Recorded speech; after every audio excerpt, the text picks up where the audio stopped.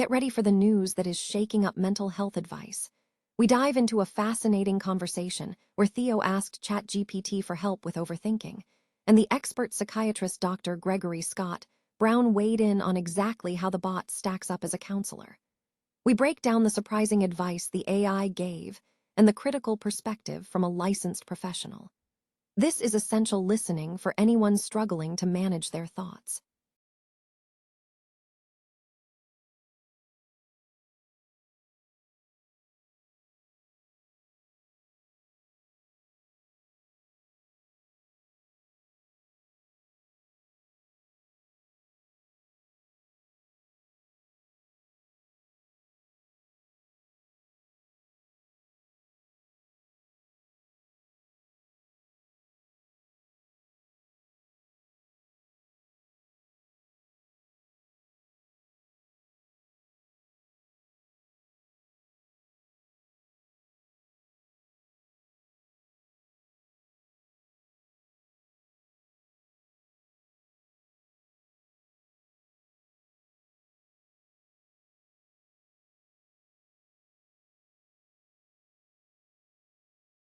Also warns about the dangers of relying on it, including the surprising results showing an increase in grades in classes heavy on AI use. Find out what this means for college students and future employers. And finally, we tackle the biggest disruption in academia, the rise of grades powered by ChatGPT. A new study from the University of California, Berkeley, shows that students are leaning on AI to boost their performance, making traditional grading metrics less reliable for employers. Discover why this shift is making it harder to measure true learning and what this signals for the next generation of graduates. Stay with us for the full breakdown. A recent exchange between a YouTube reader named Theo and ChatGPT, reviewed by psychiatrist Dr. Gregory Scott Brown, highlights the strengths and significant limitations of using AI as a mental wellness tool. Theo sought advice on managing ruminating thoughts and inconsistent mood, prompting ChatGPT to suggest grounding techniques, journaling, and lifestyle adjustments. Dr. Brown noted that while ChatGPT offered actionable, evidence-based grounding methods, such as the 5-4-3-2-1 technique and focused breathing, which align with concepts used in therapies like CBT, the AI struggled with clinical nuance.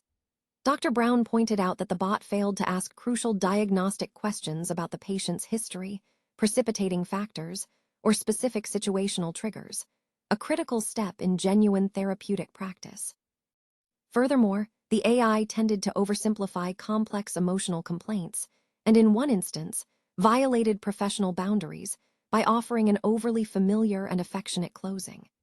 While the AI successfully guided Theo through layered exercises to interrupt rumination by focusing attention on the present moment, Dr. Brown stressed that human therapists provide necessary context and tailored, cautious advice. Regarding lifestyle advice, ChatGPT provided general nutritional guidance based on brain health research, though Dr. Brown cautioned against absolute claims, emphasizing the need for personalized medical screening. Overall, the analysis suggests AI excels at providing immediate, structured coping mechanisms, but lacks the empathy, comprehensive assessment, and ethical boundaries required for professional mental health counseling. Malta has announced a groundbreaking initiative offering its citizens free one-year access to ChatGPT Plus, contingent upon completing a state-run professional development course in artificial intelligence. This partnership between the Maltese government and OpenAI marks a significant development, as OpenAI stated this is the first instance of a national government entering such an agreement with an AI developer. The initial phase of the program is slated to commence as early as May 2026. The qualifying course, developed by the University of Malta, is designed to cover foundational AI topics, including the mechanics, capabilities, limitations, and responsible application of artificial intelligence in both personal and professional settings. Malta's Minister for the Economy, Enterprise, and Strategic Projects, Silvio Schimbri, emphasized the strategic importance of the move, stating, "Malta is the first country to launch a partnership of this scale because we do not want our citizens to fall behind in the digital age." He added that the authorities aim to transform artificial intelligence from an unfamiliar concept into practical support for our families, students, and workers. Access to the premium ChatGPT Plus service will be managed by Malta's Digital Innovation Authority. While the initial rollout will be limited to a select group of participants, plans are in place to gradually expand access, potentially including citizens residing abroad. This project is part of the broader OpenAI for Countries program, which focuses on deploying AI across education, workforce training, and public services in various nations. OpenAI has a history of similar collaborations, having previously partnered with the Estonian government for ChatGPT Edu and launching the OpenAI for Greece initiative. This move underscores a growing trend of governments actively integrating AI into national development strategies.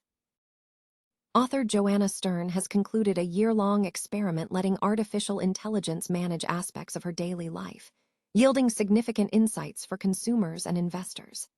Stern found that tools like ChatGPT and Claude excel at automating multi-step administrative tasks, citing a successful AI-automated fulfillment chain for her book promotion where AI processed receipts, confirmed addresses, and triggered publisher emails. She highlighted Claude Code as a notable advancement in handling complex processes. However, Stern stressed a critical caveat. AI systems are prone to errors, necessitating consistent user verification, especially before making life-altering decisions. The experiment also revealed the risks of over-reliance. An instructive anecdote involved her children, who consulted ChatGPT for household questions. When asked about a praying mantis, the AI provided an incorrect, alarming answer that resulted in the insect's death, serving as a powerful lesson. Stern strongly advocates for restricting children's access to AI, particularly chatbots, emphasizing the need for critical questioning. She attributes AI's tendency to produce confident but flawed answers or hallucinations to the fundamental structure of large language models, which are trained to predict the next word. While AI has significantly impacted her professional life, inspiring her to leave her role at the Wall Street Journal to launch her own media brand, where she views AI as a co-founder, Stern remains clear that certain aspects of her life cannot be fully outsourced. She stated that complete surrender to AI would have led to severe personal consequences, underscoring the importance of maintaining human oversight in crucial areas. Stern's overall assessment, shared on CNBC's Squawk Box, concluded that while AI has improved considerably over the past year, it is not yet ready for prime time in all sectors of life. The experience has informed her forthcoming book, I Am Not a Robot, offering valuable takeaways for a rapidly evolving technological landscape.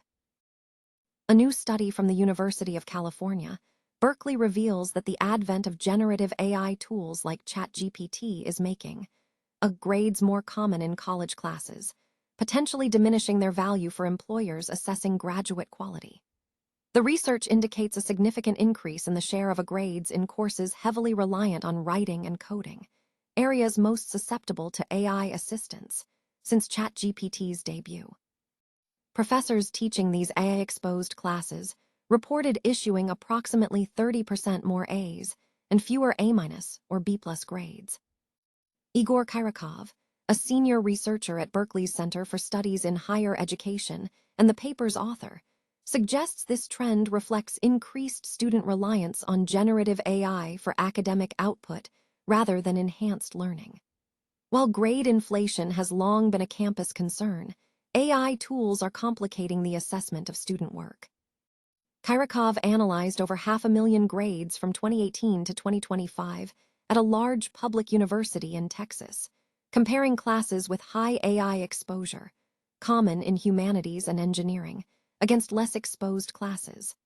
After 2022, grades sharply increased in the more AI-exposed courses, particularly those featuring take-home assignments.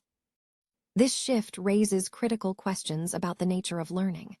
Kyrikov posits that AI erodes the productive struggle essential for developing critical cognitive abilities. He warns that students may be producing ready-to-publish work without developing core skills. He argues that while AI boosts productivity, it may ultimately harm the learning process. The impact extends to the job market. As entry-level applicants surge, companies are seeking more reliable criteria to screen candidates, even as they grapple with the unreliability of traditional metrics like GPA when AI is involved. While employers like Barclays and Morgan Stanley maintain GPA minimums for some roles, the concern is that AI undermines the assessment of skills demonstrated by those grades. Some universities are responding by considering proposals to cap the number of A's, reflecting a growing consensus that grades no longer fully communicate student mastery. Experts note a complex dynamic. Companies want students to be proficient with AI, yet they also dislike its use in applications. Furthermore, educators are adapting by shifting assessment focus, with some faculty, like those at the University of Pennsylvania's Wharton School, reducing the weight of assignments easily completed by AI and increasing the importance of in-class quizzes and exams. The core debate centers on whether an grade now signifies access to advanced technology or genuine skill mastery.